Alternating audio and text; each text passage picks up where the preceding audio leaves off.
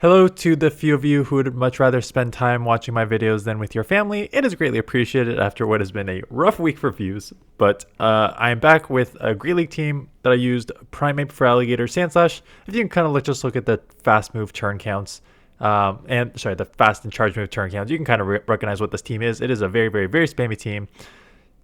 Primeape, 10 turn to the close combat, 8 to the Rage Fist, 10 to the Hydros on feraligatr, and only 10 to the Ice Punch, and 12 to the Draw Run on Sandslash. So it's basically I just wanted to put a spammy team together, one that is just like kind of top meta Pokemon and can really run through most of the Great League meta, right? So worked pretty well. Got me to I guess my highest elo, which is not even that high yet. I'm not rushing, right? We're taking it easy. So Morpeko lead, which is great against a Primeape, sort of. Rage Fist is resisted. And Morpeko is such an attack-heavy Pokemon, and with Psychic Fangs only at 4, I'm going to get outpaced here. I don't think I'd win. I don't think Primeape would beat Morpeko in CMP. I'll have to check that. Maybe I'll check it now. But anyways, I was under the assumption that Morpeko would win CMP against Primeape. So I decided to just out Karate Chop there and just take energy into the next matchup. And with that, I get a bait, a Rage Fist, followed by a close combat. Or do I go multiple close combat? Oh, I went multiple close combat there. And now I have the Sandslash on the Dugong. Oh, it would actually be IV dependent because I just put it in just with whatever IVs. And it's 140 attack for Primeape and 141 for Morpeko. So they're pretty close in IVs, or attack stats. But come in with feraligatr to claws are neutral, right? So even though Hydro is resisted, I figure between the claws and the Hydro Cannon, this will chip significant, and that's what the kind of strength of feraligatr is, right? Even in bad matchups, you can really, really chip, and I'll take out the Dugong. Out comes the the Mana Buzz, so they're gonna have to throw, or else I'm gonna take them out. So they're gonna dump their energy, which means that Sandslash will sweep the rest in the back here. So out comes a charge move, foul play, dark pulse, doesn't really matter what it is. Aerial Ace is resisted, so we'll win that matchup there. Primeape mirror match. These are always kind of a weird one. So I believe this one throws right at 4. Yeah, this one throws right at 4. So I know it's a Rage Fist, which means I can let it go. The problem is even with the Rage Fist, that chips to the yellow, and now these resisted Karate Chops are gonna add up. So it's kind of like a even so they let it go. I don't think that's a great scenario for me, and don't even get the chance to press it because I get a little half turn lag there. So they get to a charge move, which is BS, but state of the game. I guess I'll just get ahead on feraligatr energy. That's never a bad option, and it is a Greninja, and I'm like, ooh, Powder Snow, Sandslash, and a Shadow Claw feraligatr is not a good combo against Greninja, but holy smokes. Resisted Hydros still take this down to the yellow. So then I thought my win con is potentially just, well, I get another Hydro off here, which is nice, but I'm seeing my win con as a Sandslash, right? We've already seen the Primeape. So basically just commit to the aggressive farm down here, double shield Greninja since it's so attack heavy. And then just Powder Snow down, and it is Jump Fluff in the back. Again, that's just kind of a team read, right? When they have a fighter in the front, unless they go like ABA fighter, which would be crazy team comp, you should be okay there. So Azumarill lead. So I'll come in feraligatr because that's a terrible matchup. They eventually get into Drapion. So Drapion versus feraligatr is actually advantage for Drapion. I don't know if that's the case when I'm ahead by like 3 claws and they're non-shadow. So the crunch does go through, which does a lot of damage, and it does make it easier to bait here now. So they can just kind of go to throw right before I get to the move here. And they decide to overfarm. So this is huge. This is going to grab the second shield. And now I need a decision to make. I come in Primeape and do not get the fast move through. I don't want to just rant in this video. I'll save that for my rant video. I do not get the fast move through, which is annoying. Once they showed Crunch, once they showed Aqua Tail and Crunch, I kind of like, okay, let's just eat it on Primeape. And now Sandslash comes in against mine. So I have a shield advantage, which is huge because this drill run will land. I believe they do bait me here, but I think it's just worth the shield just in case. It is an ice punch, but they're in ice punch range. So get off the move plus a 14 attack really helps for CMP here. This will take them out. And now basically I need one drill run for sure to put it within. It's still gonna be tough. Oh, I think I remember what happens here. So I assumed that I was only going to get to one move. So I get a drill run off, instant swap into the primeape, and I assume I'm only going to get off one move. So I go close combat because like put it within like powder snow, ice punch range, which is true. Okay, so it's another matchup. It's another matchup that I could have. Yeah, we'll see if it's in this one. Anyways, I get the ice beam to take me off, and now it is a race and spam city. Get off the. I had it both moves, but I did not know I was going to get to both moves. But Ice Punch is enough to take out the Azumarill for the win. Another Azumarill lead. I remember seeing a couple of these. And this one is staying in. Which is not a... this is kind of a close-ish matchup. The Shadow Claws, neutral. Hydros do start adding up on this thing, but obviously they have a neutral play rough with the resisted bubble. So it's kind of a weird one to play out. So... Get one Hydro off. Here comes the second Hydro here. Will not take out. And then I have to make a decision here. Because now... And they come in Marowak. Which is crazy. I guess they thought I dumped energy. But I still have another move. So... and now I'm going to just stay in here and force a second shield. And force them to throw. And then... Or am I going to come instant swap? Yeah, I'm going to instant swap. I was worried that I was going to get farmed down. I'm already in the red. And I just dumped all my energy. So I don't think I get to a Hydro before they get to just mud slap me down. So I shield up potential Bone Club and then just close combat this thing because I do not want to take any more damage here. And one charge move from the Azumarill is going to take me out anyway. So it does not really matter. And they have a Talonflame. So I'm only getting one move off. A close combat resisted is still better than a Rage Fist. So throw the resisted close combat. But now I got a friggin' double weak to fire Pokemon in Sandslash and Feraligatr, which has no energy. So they come in. Oh, yeah, I remember this. So they come and Brave Bird. They Brave Bird almost blindly on my Feraligatr and then bail, allowing me to get the Sandslash on the Azumarill and then just take the resisted charge moves and commit to the farm up. And now I've got a Ice Punch on a Shadow Sandslash coming against the Talonflame. That's already at 50%, so I win. So really kind of throw of a play there by my opponent. Dunsparce, great lead. So they'll get out into something probably.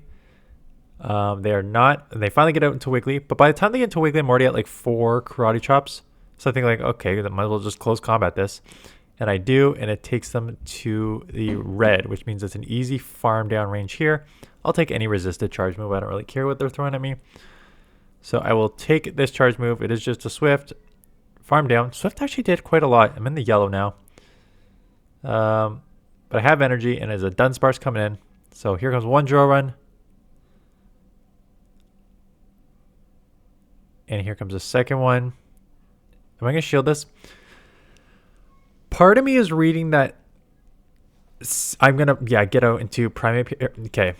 I'm going to stop it because this is just a read and a correct one. So I had a Dunsparce. I had a primeape first Dunsparce lead.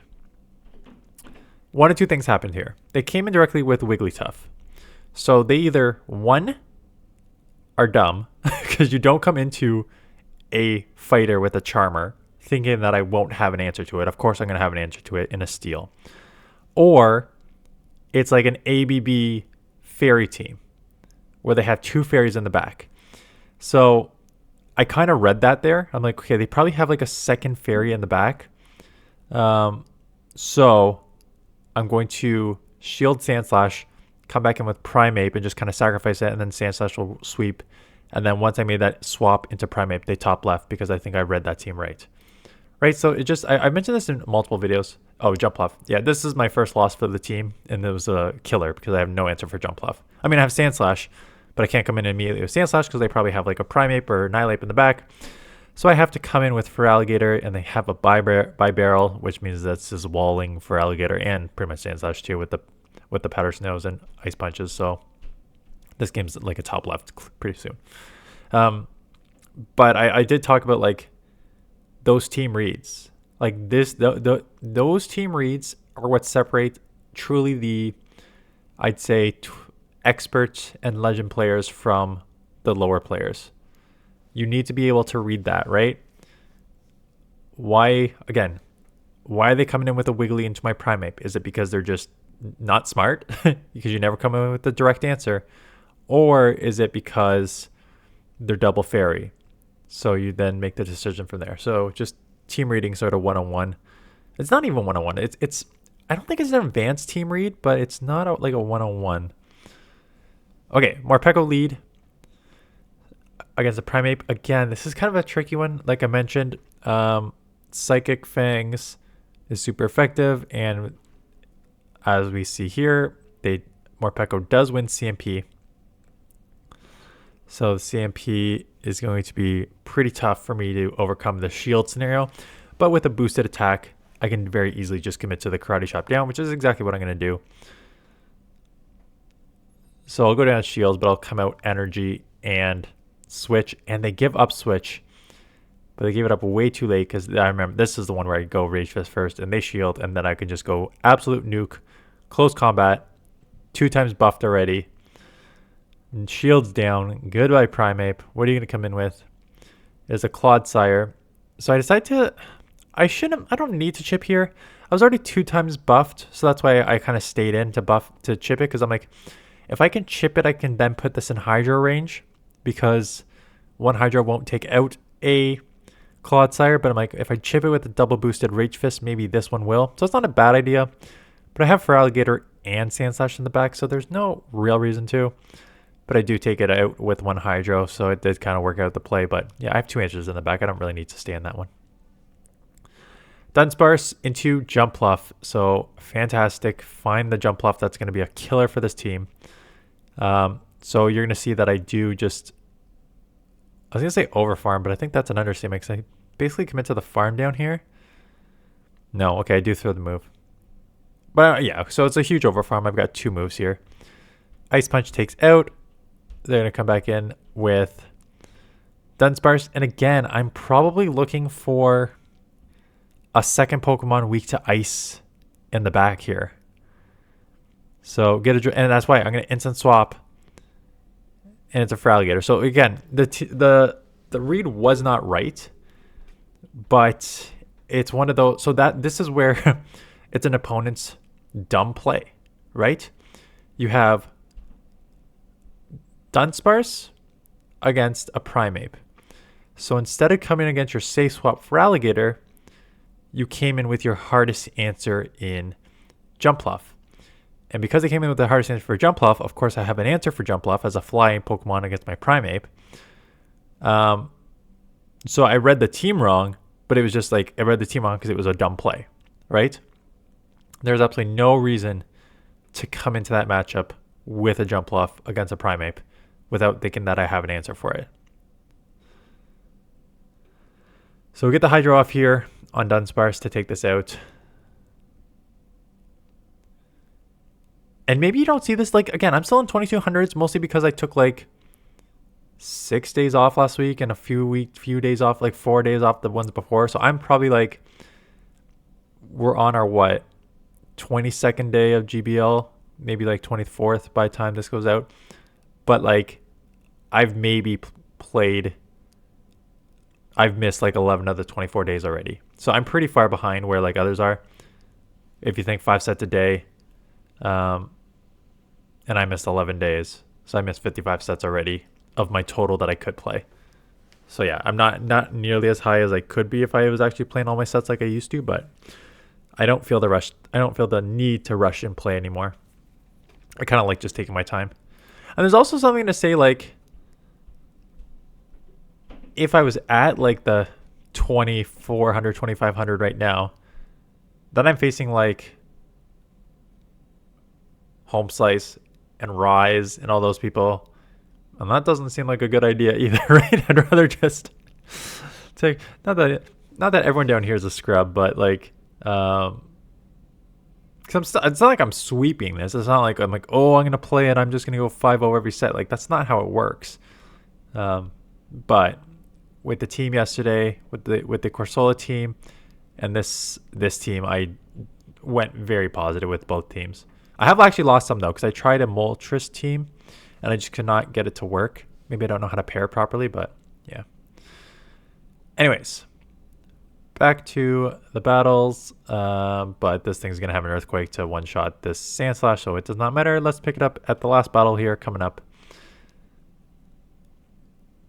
So last battle, we have another Azumarill lead. So again, we'll just go straight for Alligator Safe Swap. And they are staying in, which is not bad, right? Because my other two Pokemon in Sandslash and Primeape do not have a good matchup there. So I'm fine with this, and I'm fine shielding, because if they get out of, if they stay in, you know, we'll still start launching some Shadow Claws and Hydro Cannons. If they get out, I have like a Hydro Cannon and a half. No, I got two, and that's the thing. So they took one Hydro, but I'm already at a second, and now I'm at a third. So Sableye comes in to take one Hydro, shielded. Second Hydro, they're gonna have to shield, or I'm gonna grab, or I'm gonna basically take him out, and they let it go. So now I claw down. So I flip switch. So I just took out their Sableye. Oh, I got a Sableye team. I have a Sableye team coming. I forgot that. Before I went to the Moltres, I had a Sableye team. So that'll be coming up soon. And out comes the Azumarill again, and feraligatr again with the Hydro, and out comes the Sandslash, and here comes a fifth Hydro in this matchup. Just so stupid, this Claw Hydro Cannon combo here.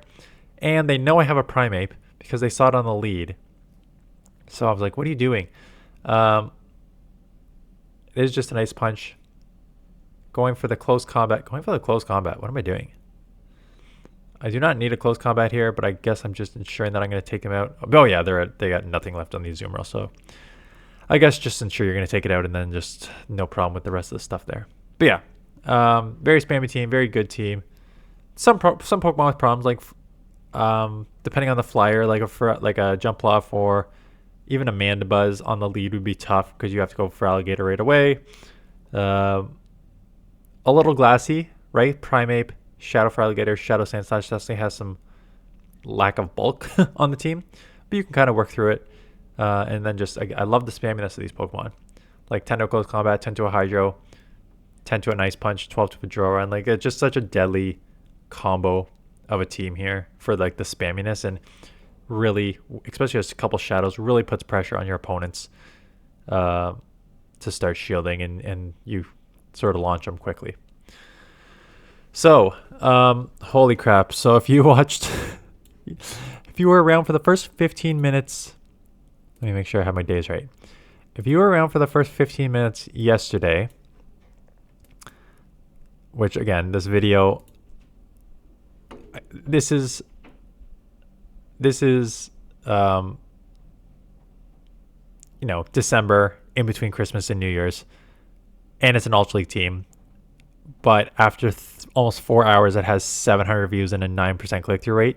And just put in perspective, on a good day, not a good day, on a normal day, that's closer to like 1,800 views and like a 15%. So we are just like almost a third and like maybe 60% of the normal numbers there. But just clearly not on my game. I had a Corsola one that ended up going yesterday afternoon, but I had a Corsola one that I wanted to go yesterday afternoon, go yesterday morning at the same time as the Zygarde one with just no thumbnail and just a basic title, while at the same time my Zygarde thumbnail had a Great League background in it instead of the Ultra League. So just a brutal start to the day yesterday. So I had to like edit both of those 15 minutes in. So now we have the Zygarde yesterday morning, the Corsola Beyond the Hype yesterday afternoon.